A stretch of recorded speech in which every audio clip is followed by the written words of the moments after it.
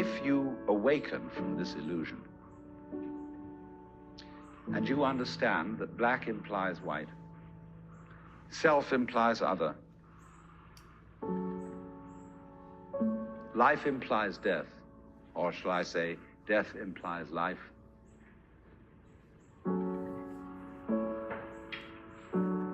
you can feel yourself not as a stranger in the world, not as something here on probation, not as something that has arrived here by fluke, but you can begin to feel your own existence as absolutely fundamental.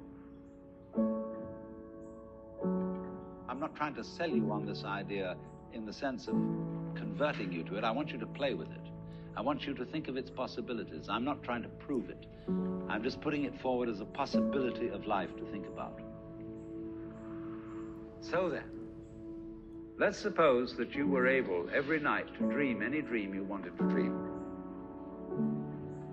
And that you could, for example, have the power within one night to dream 75 years of time, or any length of time you wanted to have. And you would naturally, as you began on this adventure of dreams, you would fulfill all your wishes. You would have every kind of pleasure you could conceive. And after several nights of 75 years of total pleasure each, you would say, well, that was pretty great.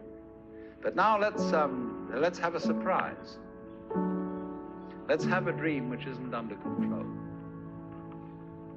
Well, something is going to happen to me that I don't know what it's going to be. And you would dig that and come out of that and say, wow, that was a close shave, wasn't it? Then you would get more and more adventurous, and you would make further and further out gambles as to what you would dream. And finally, you would dream where you are now. You would dream the dream of living the life that you are actually living today. That would be within the infinite multiplicity of choices you would have, of playing that you weren't God. Because the whole nature of the Godhead, according to this idea, is to play that he's not. So in this idea, then, everybody is fundamentally the ultimate reality. Not God in a politically kingly sense, but God in the sense of being the self, the deep down basic whatever there is. And you're all that, only you're pretending you're not.